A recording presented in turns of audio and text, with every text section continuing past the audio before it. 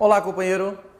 Estamos iniciando agora o nosso estudo dos chamados direitos fundamentais, ou melhor, direitos e garantias fundamentais. Os direitos e garantias fundamentais, eu costumo dizer que eles são o verdadeiro coração de qualquer prova de concurso público em que tenha direito constitucional. Raramente você encontra um edital, eu particularmente pouquíssimas vezes eu vi, um edital que não tenha direitos fundamentais previstos como matéria. Há de se destacar que naqueles concursos vinculados à área de segurança pública, para Polícia Civil Federal, Polícia Rodoviária, o próprio agente penitenciário federal, gostam muito de cobrar essa matéria dos direitos e garantias fundamentais. Então é uma matéria que tem uma importância muito relevante. Para nós compreendermos os direitos e garantias fundamentais como um todo, eu gosto de trabalhar logo no início com uma parte chamada de regras gerais, que seria uma teoria geral dos direitos fundamentais. São vários dispositivos, alguns previstos expressamente no texto constitucional, outros construídos pela própria doutrina e que costumam ser trabalhados em prova, e são bem trabalhados. Se nós pegarmos aí, por exemplo, as provas do CESP, raramente se encontra uma prova do CESP sem questionar alguma coisa da regra geral dos direitos fundamentais. Então, é uma matéria bem relevante, bem bacana para o seu estudo aí. Nós vamos começar, então, com as regras gerais. Primeira regra geral, conceito de direitos e garantias fundamentais. Direitos e garantias fundamentais são um núcleo de direitos que foram construídos ao longo da história da humanidade e que estão relacionados com aquilo que conhecemos e que são chamados de direitos humanos. São direitos indispensáveis à existência humana, direitos que sem os quais não seria possível conviver em sociedade, daí a sua importância. Os direitos fundamentais, eles possuem uma função muito relevante, que seria a sua função básica, precípua, que é a função de limitar o poder do Estado. Ele limita o poder do Estado na mesma proporção em que funciona como uma barreira de proteção, uma verdadeira defesa do indivíduo em relação ao Estado. Então, quando falamos em direitos fundamentais, nós invocamos este caráter protetivo desta ferramenta disponibilizada em nossa Constituição. Mas, você pode se perguntar, quais são os direitos fundamentais? A Constituição Federal, ela traz um rol dentro de uma classificação de direitos fundamentais e divide esses direitos e garantias em 5 grupos de direitos fundamentais. São os chamados direitos individuais, direitos sociais, direitos políticos, direitos de nacionalidade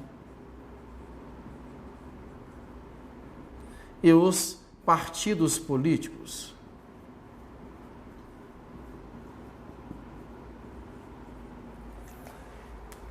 Esta é a classificação dada pelo nosso texto constitucional no que tange aos direitos fundamentais.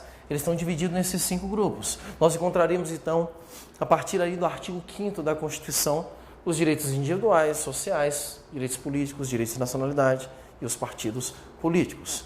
Todos estes compõem aquilo que nós conhecemos como sendo direitos fundamentais. Tranquilo? Uma primeira coisa que eu quero que você não se confunda e que você guarde e leve isso no coração é o seguinte. Quero que você entenda que direito individual é uma espécie de direito fundamental. Quando eu falo que individual é espécie de fundamental, eu quero dizer que eles não são a mesma coisa, porque um está dentro do outro. Melhor explicando, utilizando aqui até um exemplo matemático. É aquela coisa que a gente aprendia na 5ª série, conjunto, subconjunto, né? Se eu fizesse aqui mais ou menos, tenho aqui um conjunto e aqui eu tenho um subconjunto. Eu posso dizer que tudo que está dentro desse subconjunto faz parte do conjunto. Não é verdade?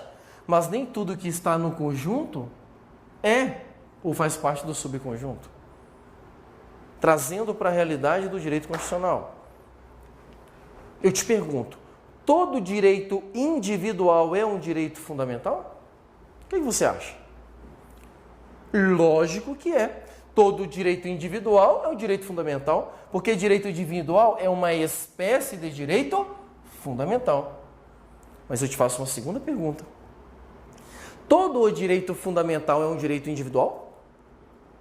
Lógico que não. E por que não?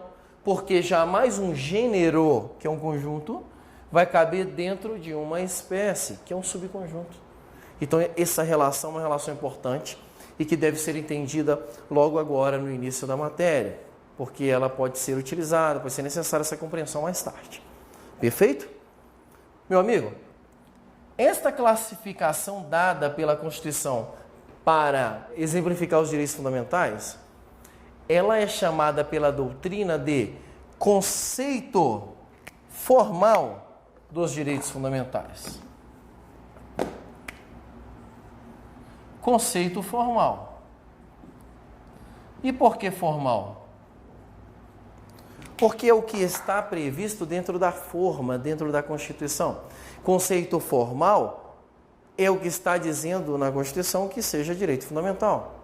Quando eu digo que isso aqui é o conceito formal dos direitos fundamentais, eu quero dizer que estes são os considerados pela Constituição como sendo direito fundamental. Tranquilo? Mas aí vem a pergunta de prova. O rol de direitos fundamentais é um rol taxativo, ou seja, só estes aqui que são direitos fundamentais, ou é um rol meramente exemplificativo, o que indicaria a existência de outros direitos além desses que estão previstos na Constituição. Eu te pergunto, o que você acha disso aqui? Rol de direitos fundamentais é um rol taxativo ou exemplificativo? É importante que você não esqueça isso. O rol de direitos fundamentais é um rol meramente exemplificativo. E por que um rol exemplificativo? Porque a Constituição Federal, apesar de ter elencado esses institutos como sendo os direitos fundamentais, ela permite a existência de outros direitos fundamentais, lançando o que nós chamamos de conceito material dos direitos fundamentais. E o conceito material possui previsão expressa na Constituição no parágrafo 2º do artigo 5º. Parágrafo 2º do artigo 5º, nós temos o dispositivo expresso, onde se diz que é possível a inserção de novos direitos fundamentais, ainda que oriundos de princípios gerais do direito, ainda que oriundos de tratados internacionais. Este parágrafo 2º recebe da doutrina um nome muito interessante, pode ser trabalhado em sua prova. É a chamada cláusula de abertura material. Esta cláusula de abertura material permite que novos direitos fundamentais que não estão expressos no texto da Constituição ingressem dentro do ordenamento jurídico brasileiro por força de outros instrumentos, como tratados, como princípios gerais do direito. Tranquilo? Com base nesta análise do conceito formal e conceito material, é que eu chego à conclusão de que o rol de direitos fundamentais não é um rol taxativo. Pelo contrário, ele é um rol meramente exemplificativo, haja vista a possibilidade de se ingressar em novos direitos fundamentais, oriundos de outras espécies normativas pelo mundo. Tranquilo? Então aqui nós fizemos uma análise do conceito e da classificação dos direitos fundamentais. Vamos para um próximo tópico agora, que é a amplitude dos direitos fundamentais. O que eu quero saber com amplitude dos direitos fundamentais? Eu quero saber até que ponto eu posso utilizar os direitos fundamentais ou contra quem eu posso invocar esta proteção constitucional. Quando eu falo em amplitude horizontal ou vertical, eu estou diante de duas possibilidades. eu tenho uma relação horizontal e uma relação vertical. Falar em amplitude horizontal é dizer que os direitos fundamentais podem ser invocados nas relações horizontais. Relações horizontais. E as relações horizontais são entre os particulares. Logo, um direito fundamental pode ser invocado nas nossas relações com outros particulares, com outras pessoas. Esta é a amplitude horizontal, relação entre particulares. Já na sua amplitude vertical, ela quer dizer que os direitos fundamentais podem ser invocados nas suas relações verticais, entre você e Deus. Não, meu amigo, Deus não, né? Entre você e o Estado. Quando eu falo numa amplitude vertical, eu estou falando que é uma relação entre eu e o Estado. Eu posso invocar direito fundamental nas minhas relações com o Estado. Tranquilo? Isso aqui é uma questão bacana que pode ser trabalhada em sua prova, tá? Por meio de conhecimento implícito dentro de questões constitucionais. Tranquilo? Mas o tema é bem simplesinho. O próximo objeto aqui de análise dentro dessas regras gerais são as características dos direitos fundamentais. Características dos direitos fundamentais. Nós temos várias características que são elencadas pela doutrina e que podem ser cobradas em sua prova. Às vezes não o rol delas literalmente, mas a sua compreensão. Vamos começar então pela primeira característica, chamada de historicidade. Historicidade. Esta característica diz que os direitos fundamentais, eles são frutos da evolução histórica. Significa dizer que é possível que um direito que tenha sido direito um dia deixe de existir. Ou que aquilo que não era direito fundamental passe a se tornar um direito fundamental, dependendo das necessidades que vão surgindo com a evolução da humanidade. Isto é historicidade. Segunda característica, inalienabilidade. Inalienabilidade. A inalienabilidade prevê que os direitos fundamentais são inalienáveis. Não podem ser negociados, não podem ser vendidos, não podem ser transacionados. Por isso são inalienáveis. É com base nesta característica que se proíbe no Brasil a venda de órgãos, porque os direitos fundamentais são inalienáveis. Tranquilo? Uma característica muito próxima desta aqui é a irrenunciabilidade.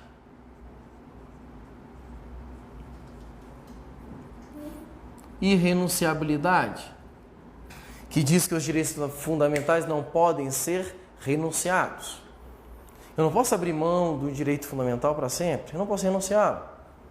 Eu não posso simplesmente falar, eu não quero viver. Poder até pode, mas quando a gente diz que não pode, eu quero dizer que não existe amparo legal para proteger o seu direito. É com base nesta característica da irrenunciabilidade que se proíbe a prática de eutanásia no Brasil, porque o direito fundamental é irrenunciável. Apesar dos próprios tribunais reconhecerem a legitimidade de que uma pessoa deixe de exercer temporariamente um direito fundamental, o que não é considerado uma renúncia dos direitos fundamentais, mas apenas um deixar de exercer temporário. Isso seria possível sem que houvesse qualquer punição. E eu aproveito para falar de uma outra característica, que é a imprescritibilidade.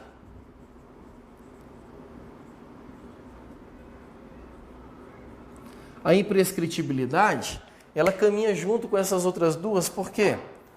Porque eu acabei de dizer que o decurso do tempo não permite que você tenha uma punição por não ter exercido um direito.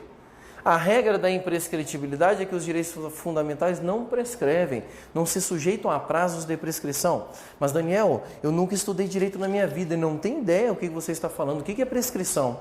A prescrição é um instituto jurídico complexo pra caramba, mas que em linhas muito gerais, linhas tênues, que não é objeto do nosso estudo, isso aqui é estudado em direito processual civil ou direito civil. A prescrição é uma punição aplicada pelo decurso do prazo de tempo. É uma punição que alcança e que mata o seu direito. As pessoas têm direitos e existe um espaço de tempo para que esse direito possa ser exercido. Pois bem, se eu não exerço o direito durante aquele espaço de tempo, eu perco ele por meio da prescrição. É muito comum a gente ouvir assim: não, deixa esse cheque voltar. A gente só espera uns 5 anos e depois prescreve o direito de alguém nos cobrar. É porque existe na lei brasileira a prescrição para o cheque. Ou seja, a perca do direito pelo decurso do tempo. Quando nós falamos em direitos fundamentais, não é possível vislumbrar esta característica da prescrição, a aplicabilidade da prescrição aos direitos fundamentais, tendo em vista a grande vinculação que ele possui com a própria existência da humanidade. Então, os direitos fundamentais são imprescritíveis. Eu me aproveito aqui da oportunidade para dizer a você que é possível um direito fundamental ser alcançado por este prazo de prescrição. Seria, por exemplo, o direito de propriedade. O direito de propriedade, e alguns dos senhores que estão nos assistindo agora já devem ter conhecimento, que existe uma ação relacionada ao direito de propriedade que é chamada ação de uso capião.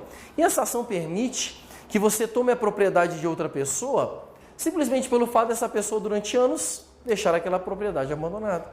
Então eu gosto de colocar o direito de propriedade como um direito onde a imprescritibilidade ela é mitigada, ela é limitada, tendo em vista essa possibilidade de restringir a propriedade por meio da ação de uso capião. Tranquilo? Então, essa seria aqui mais uma característica. Uma próxima característica, a universalidade. Universalidade. Essa característica diz que os direitos fundamentais são universais. Eles são para todos. Não existe distinção, não existe raça, não existe cor. Todas as pessoas seriam titulares de direitos fundamentais. Mais uma característica é chamada máxima efetividade.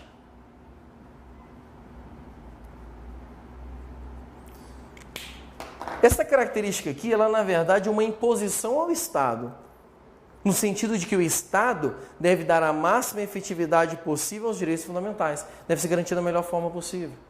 Não basta o Estado te deixar vivo para garantir o seu direito à vida. É necessário que a sua vida tenha qualidade, tenha um nível adequado. Então, garantir direito à vida não significa apenas garantir a existência da pessoa, mas que essa existência tenha qualidade. Isso é a máxima efetividade dos direitos fundamentais. Mais uma característica: concorrência.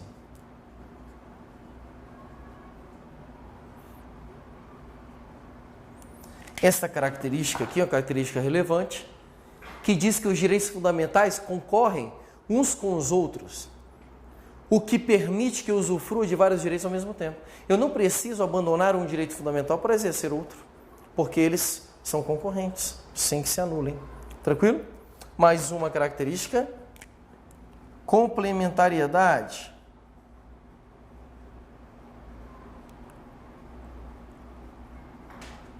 Complementariedade é uma característica interessante, muito utilizada para resolver conflitos de direitos fundamentais. Então, o que é complementariedade? Complementariedade é uma característica que exige uma análise ampla do direito fundamental. Quando eu tenho um direito fundamental, eu não tenho como olhar só para ele e fazer uma análise só dele.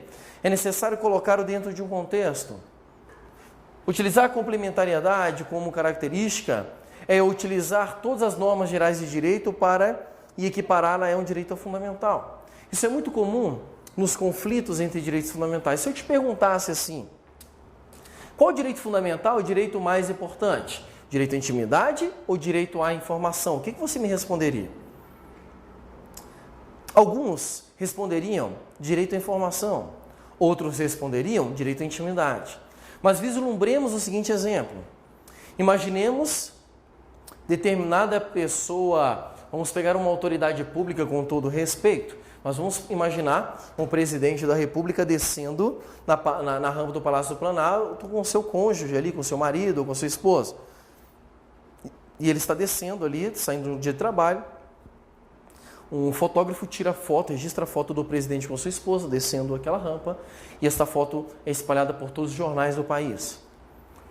O presidente olha aquela foto e fala, o que é isso? Como é que tira uma foto minha sem me avisar e colocam em todos os jornais de circulação do país? Eu te pergunto, qual direito deve prevalecer neste exemplo? Direito à informação de toda a população ou direito à intimidade do presidente? O que você acha? Obviamente que deve se prevalecer o direito à informação, por um motivo muito simples. O presidente ocupa uma função pública e esta atividade que ele exercia, descer ou sair do Palácio do Planalto, é uma atividade que está vinculada diretamente com a sua função de presidente. Logo, ele não teria direito de invocar intimidade numa situação dessa, porque é inerente à sua condição de pessoa pública a exposição, a imagem. Isso aí não teria problema. Mas, imaginemos este mesmo presidente com sua esposa saindo no seu carro, ele olha para o motorista e fala assim, poxa, tem como você deixar a gente no motel ali? E aí os dois vão para um motel e estão tomando banho numa banheira super maravilhosa, e de repente um paparazzo com uma câmera ultra mega power comprada no Paraguai, tira uma foto do presidente tomando banho de banheiro com a sua esposa e divulga naqueles jornais de todo o país, dizendo, o presidente da República toma banho com a sua esposa? Eu pergunto, neste exemplo, qual que prevalece? Direito à informação ou direito à intimidade? É lógico que prevalece, neste caso, direito à intimidade. Perceba que eu trouxe dois exemplos com as mesmas pessoas. Só que no exemplo existe a prevalência de um direito, no outro direito. Por que eu consigo chegar a essa conclusão? Eu utilizo do princípio da complementariedade e aplico ele ao caso concreto e eu consigo chegar a este consenso, tranquilo? Característica muito interessante para a sua prova. Mais uma característica é a chamada proibição do retrocesso. É uma característica que protege os direitos fundamentais já garantidos, já adquiridos. Direito fundamental já adquirido não pode ser regredido. Direito fundamental já adquirido não pode ser piorado. Ele tem que melhorar, ele pode, mas piorar não. É proibido retroagir, é proibido regredir nesta conquista dos direitos fundamentais. Tranquilo?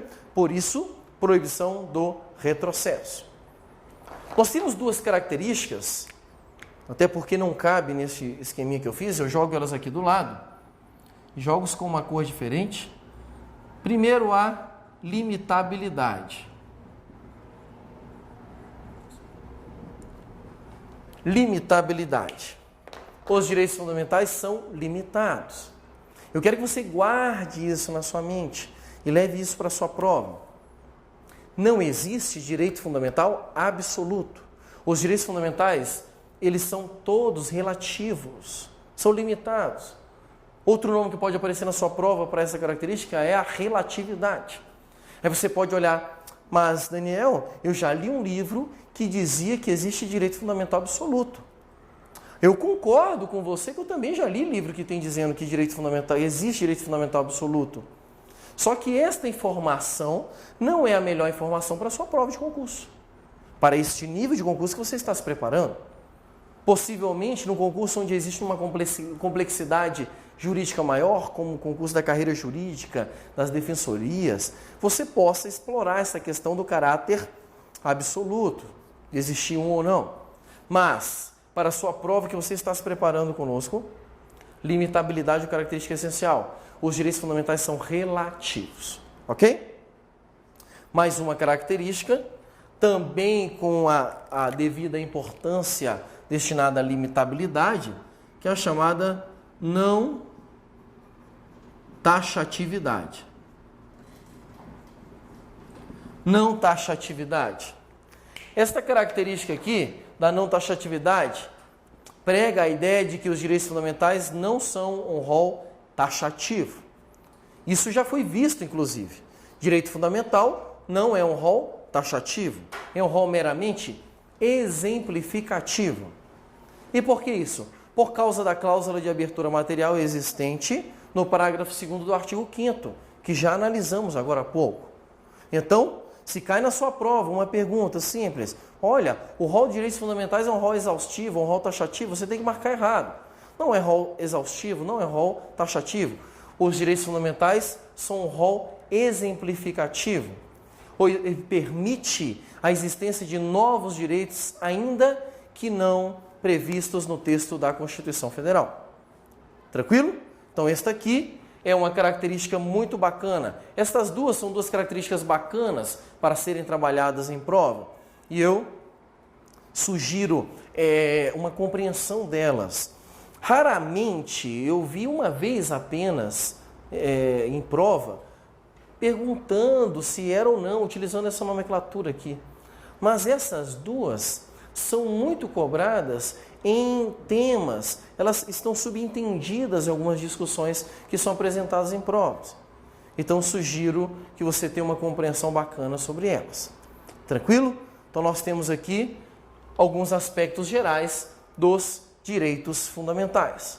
Por enquanto, é só isso que trabalharemos com vocês. Até a próxima, se Deus quiser. Um abraço.